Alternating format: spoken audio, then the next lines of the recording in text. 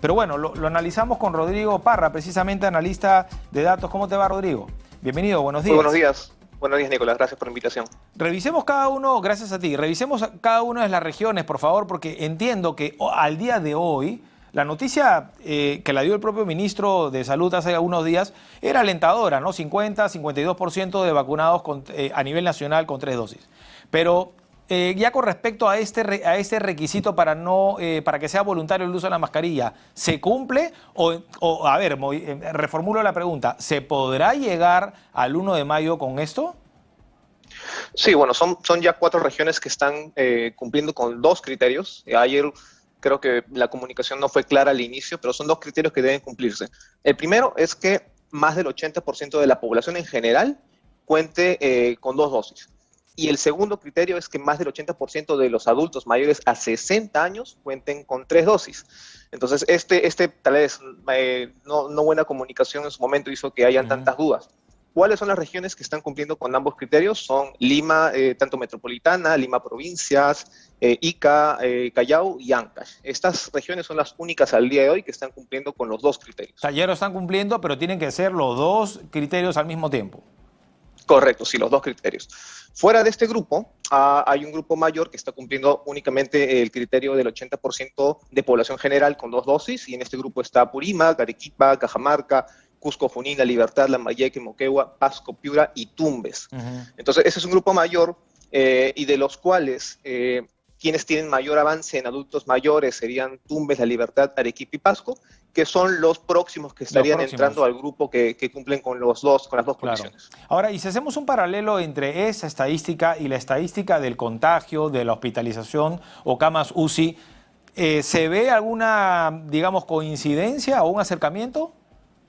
Sí, definitivamente sí, y esto es algo, creo que una buena noticia desde hace ya varios meses, no solamente a nivel nacional, sino en todas las regiones, incluso a nivel provincial.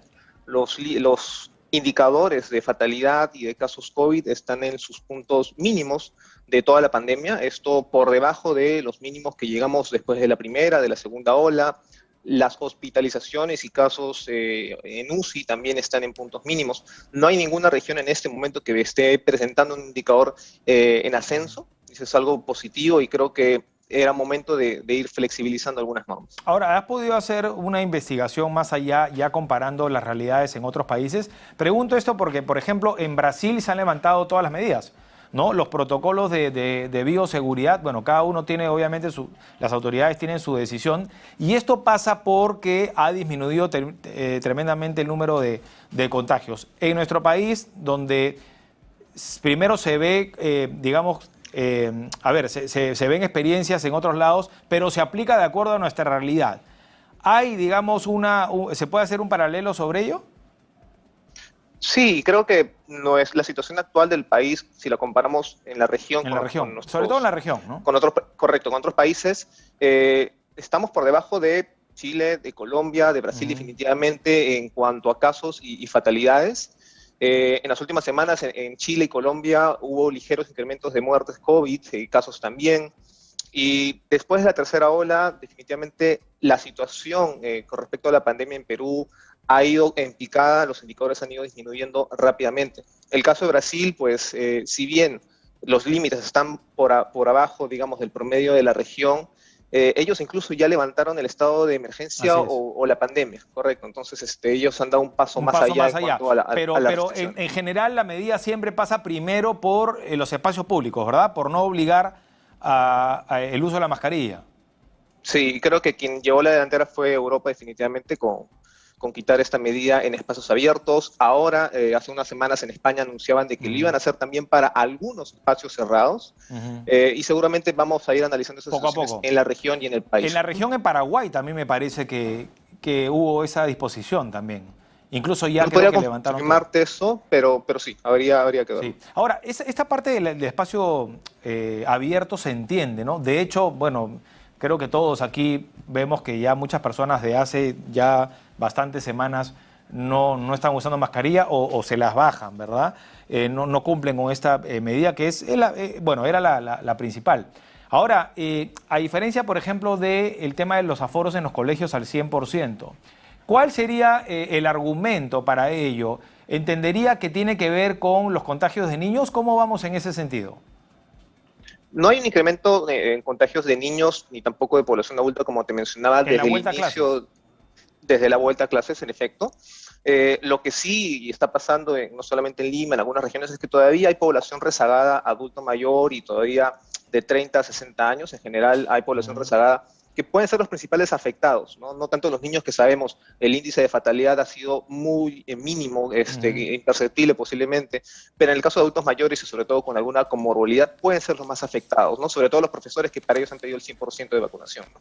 Ahora, la vacunación de niños, por cierto, comenzó bien dinámica, ¿no?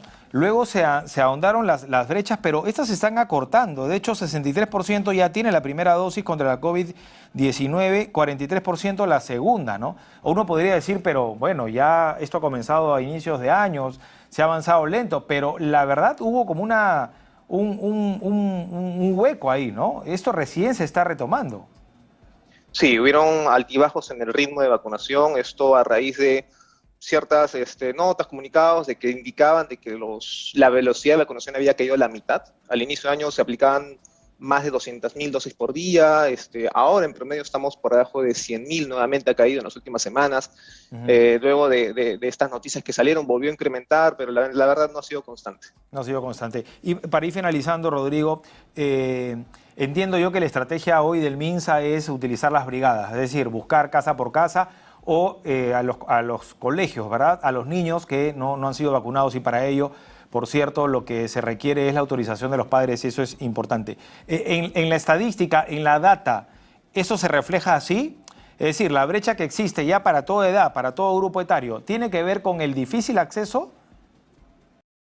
Si nosotros vemos el mapa del Perú y el avance de la cobertura de vacunación, vemos que la zona costera es la que tiene mayor avance, y a medida que vas hacia el interior del país y por ende donde presentan más dificultades de acceso a las zonas rurales, es donde el porcentaje de vacunación está muy por abajo del promedio nacional, incluso por debajo del 50%. Entonces, esto es una estrategia que la verdad creo que en varios momentos de la campaña se ha intentado aplicar, no solamente con esta gestión, sino también con las anteriores, y creo que es algo que se debe mantener y mejorar. Y para finalizar, ¿en qué punto de la pandemia, digamos, estaríamos? O sea, eso es como si estuviéramos en qué parte de la pandemia. El momento actual, quiero decir, en cuanto a contagios, hospitalizaciones, camas UCI. Bueno, no soy quien para decir que esto ya estamos entrando en un periodo de endemia, ¿no? Posterior a la pandemia.